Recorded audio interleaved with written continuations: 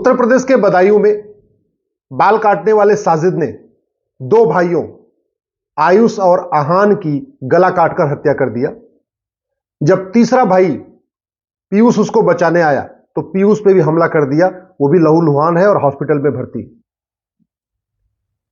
जब से ये बदायूं में घटना हुई है उसके बाद जो राष्ट्रवादी हैं, नेता, अभिनेता, लेखक, बुद्धिजीवी, पत्रकार, कलमकार, मठाधीश, ये सब लोग उस वीडियो को शेयर कर रहे हैं, फेसबुक पे, ट्विटर पे डाल रहे हैं, व्हाट्सएप पे शेयर कर रहे हैं। कुछ लोग कह रहे हैं जागो हिंदू, जागो हिंदुओं, इकट्ठा हो जाओ, हिंदुओं इकट्ठा हो जाओ। और जो गांधीवादी, अंबेडकरवादी, साम्यवादी, लोहियावादी, समाजवादी, सेकुलर, लिबरल नेता, अभिनेता, लेखक, बुद्धिजीवी, पत्रकार, कलमकार हैं, वो शांत होकर बैठे हुए। अब 2-3 दिन ये घटना चलेगी। हो सकता है कि टीवी में डिबेट भी हो जाए, सोशल मीडिया पे तो चलती रहेगी, अखबार में 2-4 बार और कहानी इसकी छपेगी, उसके बाद शांत हो जाएगा। फिर अगले हफ्ते कहीं और गला काटा जाएगा, क्योंकि गला कटने की प्रक्रिया हर हफ्ते होती रहती है। कभी राजस्थान में गला कटता है, कभी महाराष्ट्र में गला कटता है, कभी दर्जी का गला कटता है, कभी नाई का गला कटता है। अब ये 2 बच्चों का गला काटा गया। गला काटने वाला ऐसा भी नहीं भाग गया। गला काटने के बाद उसने बच्चों का खून लिया, अपने चेहरे पे लगाया और लगा के वहां खड़ा रहा। फिर भीड़ ने उसको पकड़ा, पुलिस आई, उसको लेके गई। सवाल यह है कि क्या ये तू मैं करना, आरोप प्रत्यारोप करना, नूरा कुश्ती करना, बतौलेबाजी करना, यही इसका समाधान है? क्या सोशल मीडिया में वीडियो शेयर कर देने से जब जब ये घटना घटेगी और जागो हिंदू, जागो, जागो हिंदू, जागो, ये कहने से ये घटना ठीक हो जाएगी? हम इस समस्या के मूल कारण पे क्यों नहीं जा रहे, अस्थायी समाधान पे क्यों नहीं जा रहे? आखिर इस पे चिंतन क्यों नहीं हो रहा है कि ये जो नफरत की आग ये बढ़ क्यों रही है? क्या कारण क्या है? वो कौन सा स्कूल है जहां ऐसी नफरत सिखाई जाती है? किसी भी व्यक्ति का व्यवहार इस बात पे डिपेंड करता है, आंखों से वो क्या देखता है, कान से वो क्या सुनता है, मुंह से क्या खाता है। अगर आंखों से बच्चा बचपन से ही देख रहा है, कभी मुर्गी का गला काटा जा रहा है, कभी बकरी का गला काटा जा रहा है, कभी गाय का गला काटा जा रहा है, कभी भैंस का गला काटा जा रहा है, कभी बछड़े का गला काटा जा रहा है, तो वो बचपन से ही गला कटता हुआ देख रहा है। उसके लिए गला काटना कोई बहुत अलग बात नहीं है, सामान्य बात है। जानवर का गला काटता हुआ देख रहा है तो ठीक है, गुस्सा आएगा तो इंसान का भी गला काट देगा। बचपन से वो कान से सुन रहा है, ला इलाहा इल्लल्लाह, अल्लाह के अलावा और कोई भी इबादत के लायक नहीं। बचपन में 5 बार, बचपन से ही 5 बार दिन में सुन रहा है कि न राम पूजा के लायक, न कृष्ण पूजा के लायक, न देवी जी पूजा योग्य है, न भगवान महावीर पूजा योग्य है, न गौतम बुद्ध पूजा योग्य है, न भगवान शंकर पूजा योग्य है, न भगवान विष्णु पूजा योग्य है। इसका मतलब क्या हुआ? हिंदू, जैन, बौद्ध, सिख जो कुछ करते हैं, जिनकी पूजा करते हैं, ये बिल्कुल गलत है, वो पूजा योग्य नहीं है। और वो बचपन से सुन रहा है ला इलाहा इल्लल्लाह, और एक बार नहीं, दिन में 5 बार सुन रहा है, लाउड स्पीकर के जरिए सुन रहा है।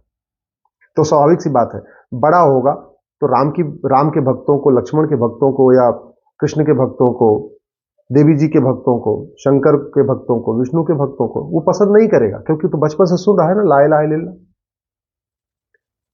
इसलिए मैं कहता हूं, दल गुलामी छोड़िए। ऐसे ही गला कटता रहेगा अगर हमने कानून नहीं बदला, व्यवस्था नहीं बदली।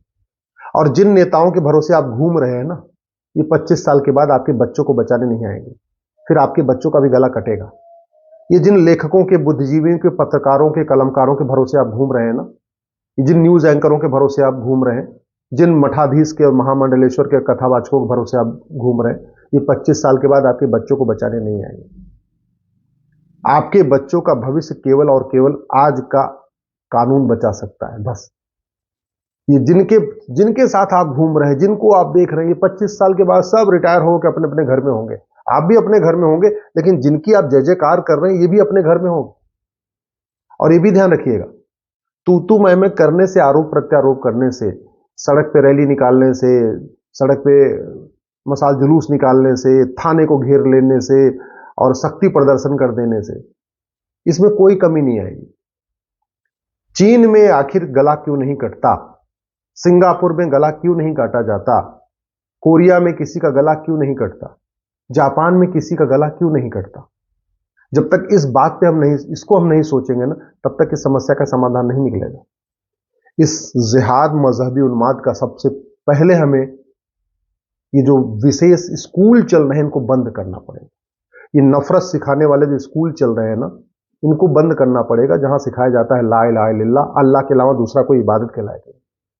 मदरसों में वसुधैव कुटुंबकम नहीं सिखाया जाता, मदरसों में सर्व मंगल मांगल्य नहीं सिखाया जाता, मदरसों में नारी तू नारायणी नहीं सिखाया जाता, मदरसों में सबका साथ सबका विकास नहीं सिखाया जाता। वहां केवल एक बात सिखाई जाती है, ला इलाहा इल्लल्लाह, अल्लाह के अलावा दूसरा कोई इबादत के लायक नहीं। तो इससे नफरत, उससे बच्चे के मन में नफरत फैलती है। मदरसों को बंद करना पड़ेगा और कम से कम 10वीं तक समान शिक्षा लागू करना पड़ेगा, one nation one syllabus, one nation one करके।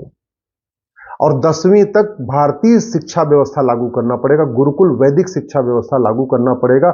सभी बच्चों को आपको वेद पढ़ाना पड़ेगा, वाल्मीकि रामायण पढ़ाना पड़ेगा, रामचरितमानस पढ़ाना पड़ेगा, आपको भगवत गीता पढ़ानी पड़ेगी, कर्मयोग, भक्ति योग, राजयोग पढ़ाना पड़ेगा, अष्टांग योग पढ़ाना पड़ेगा, यम नियम सिखाना पड़ेगा, आसन प्राणायाम सिखाना पड़ेगा, योग सबको कराना पड़ेगा। तब जाके शांति आएगी, तब समृद्धि आएगी।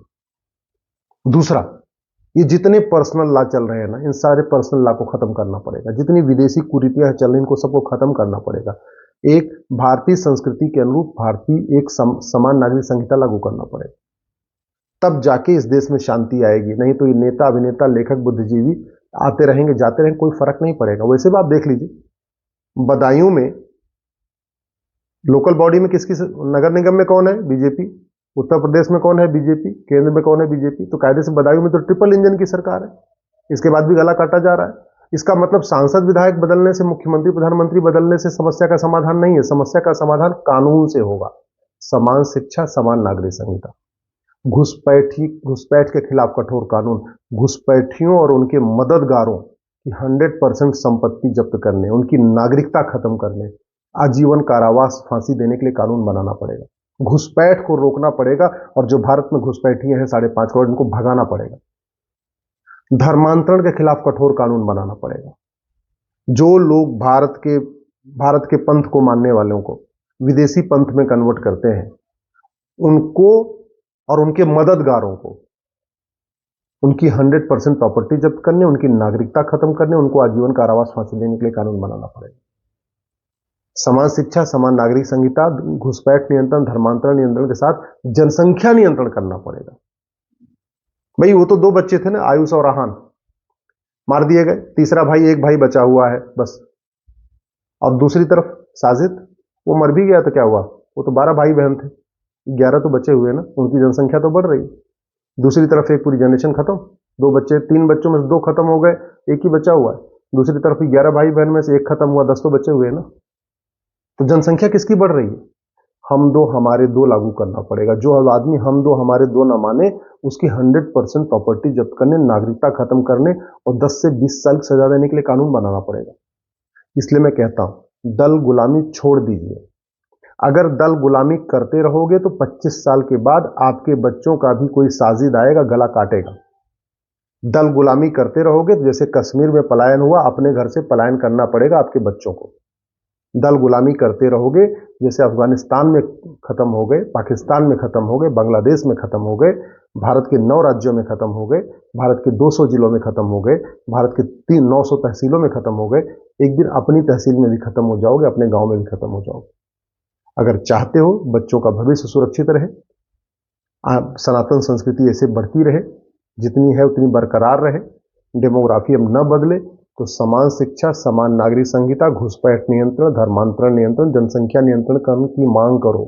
ये 5 कानून ही सनातन संस्कृति को बचा पाएंगे। ये 5 कानून ही सनातन धर्म को बचाएंगे। ये 5 कानून ही आपके बच्चों को बचाएंगे। नहीं तो एक बात याद रखना, राज कपूर का परिवार सब कुछ छोड़ के भागा था पाकिस्तान से, राम जेठमलानी जी का परिवार सब कुछ छोड़ के भागा पाकिस्तान से, मनमोहन सिंह का परिवार सब कुछ छोड़ के भागा परिवार से, आडवाणी जी का परिवार सब कुछ छोड़ के भागा पाकिस्तान से, सुनील दत्त का परिवार सब कुछ छोड़ के भागा था पाकिस्तान से, मिल्खा सिंह का परिवार सब कुछ छोड़ के भागा था पाकिस्तान से, लाला अमरनाथ का परिवार सब कुछ छोड़ के भागा था पाकिस्तान से, प्रेम चोपड़ा का परिवार सब कुछ छोड़ के भागा था पाकिस्तान से। और आज भी लोग भाग रहे हैं वहां पे। आप चाहते हो कि आपके बच्चे भी ऐसे भागे, तो आराम से दल गुलामी करिए, नेताओं की जय जयकार करते रहिए, बढ़िया मस्ती में रहिए। और चाहते हो बदलाव आए, आज ही 5000 फेसबुक फ्रेंड बनाओ और अपने फेसबुक पे लिखो हमको 5 कानून चाहिए, समान शिक्षा, समान नागरिक संहिता, घुसपैठ नियंत्रण कानून, धर्मांतरण नियंत्रण कानून, जनसंख्या नियंत्रण कानून, और सीधे अपने फेसबुक पे लिखो जो पार्टी ये 5 कानून बनाएगी उसको हम वोट करेंगे, जो नहीं बनाएगी हम उसको वोट नहीं करेंगे। ऐसे ही अपडेट और वीडियोस के लिए भारतनाथ को लाइक, शेयर और सब्सक्राइब करें। बेल आइकन दबाना ना भूलें।